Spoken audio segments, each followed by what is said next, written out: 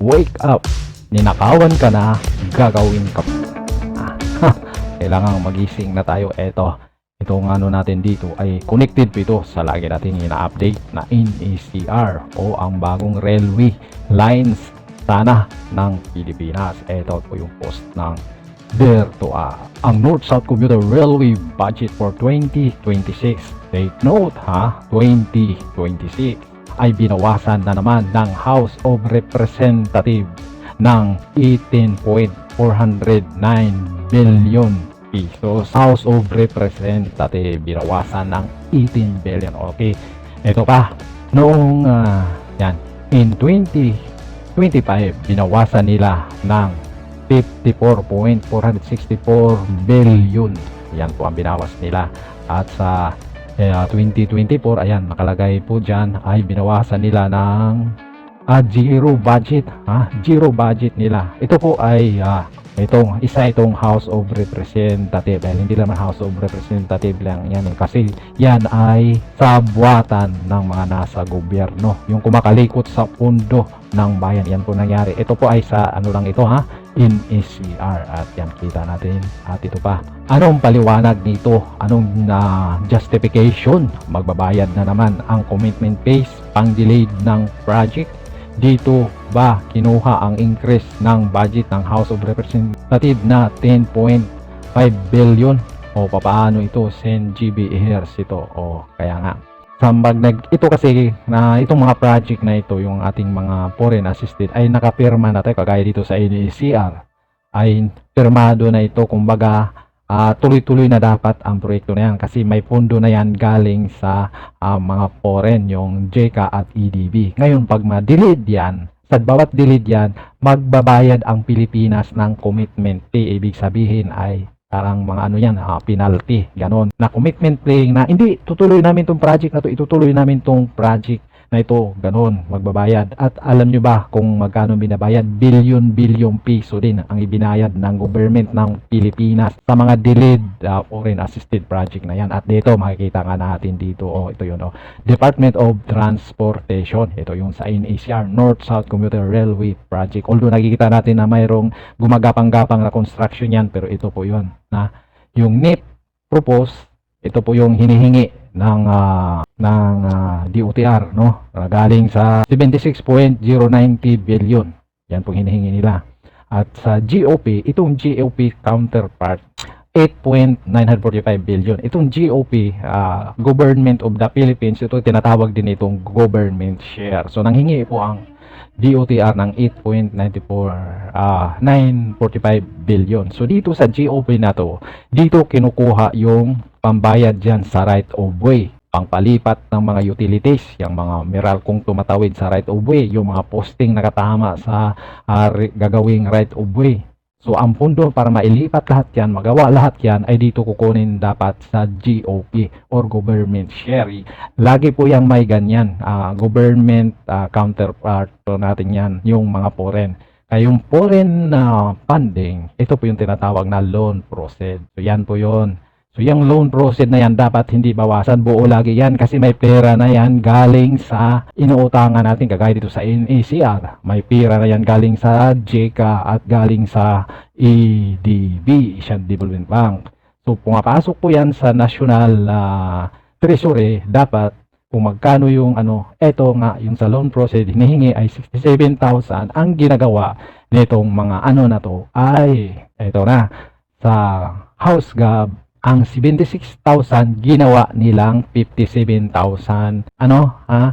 Kinukurutan na. Ay hindi. Tinatapyasan na. Kumukurot na sila sa pundo ng DOTR. Kumukurot na sila sa pundo ng DOTR.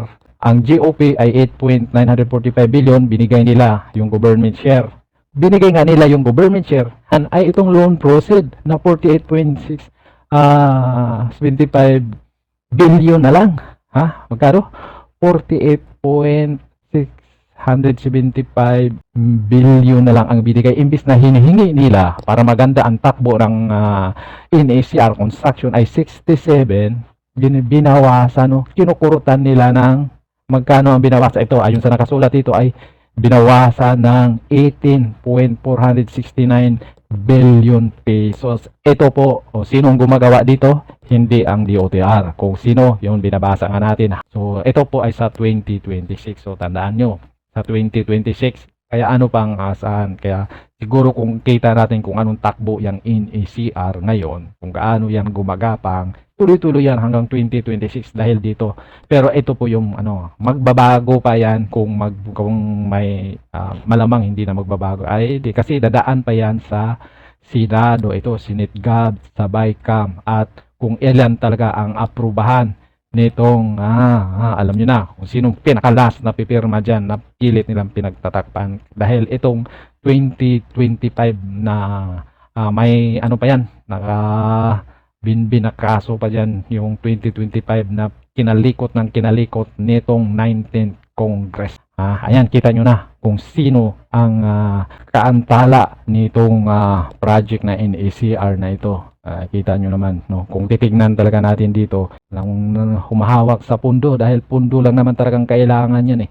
Kaya po dapat 2026 kita nyo kung magkano ang binawas nila sa loan proceed.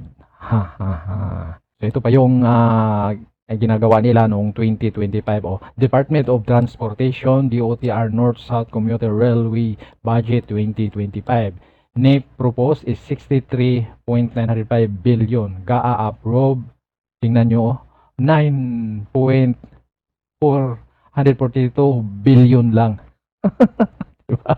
Diba kita nyo kung gaano kalaki yung binabawas? Halos i-zero na nila. Decrease by 54.6 billion. O saan papunta ang 54 billion? Di ba? Nilipat ng Congress sa program appropriation, not priority. Ayuda, DPWH project, tandaan, zero budget ang North-South Commuter Railway noong 2024. Ayan. So, kita nyo naman yung flood control ngayon. Yung mga nagdi-deliver ng pera na billion-billion dinideliver sa bahay. Kita nyo ba yan? Dahil sa flood control. So, dito, itong mga pondo na to ay napunta sa program. At tandaan nyo, DOTR pa lang ito. Mayroon pang pang ibang ahensya ang pinagtitigbak nila yung mga pondo. Mayroon pa. Ito sa pa lang ito, DOTR. Ganun. At alam nyo naman kung sino ang gumagawa nito.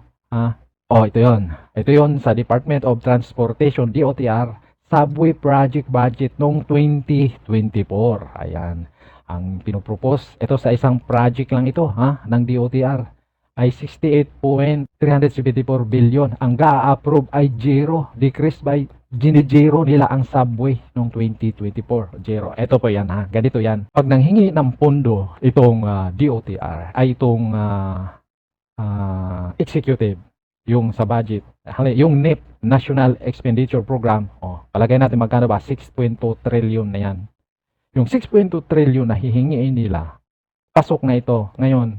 Kaya pagdating sa approval na yan, ibibigay yung NEP na 620 trillion. Buo yan, buo. Ngayon, ang masaklap dito na isama ng budget ang hinihingi dito pero ang nanghingi ay wala. Ang 68 billion ay ililipat nila. Pero pagdating sa record,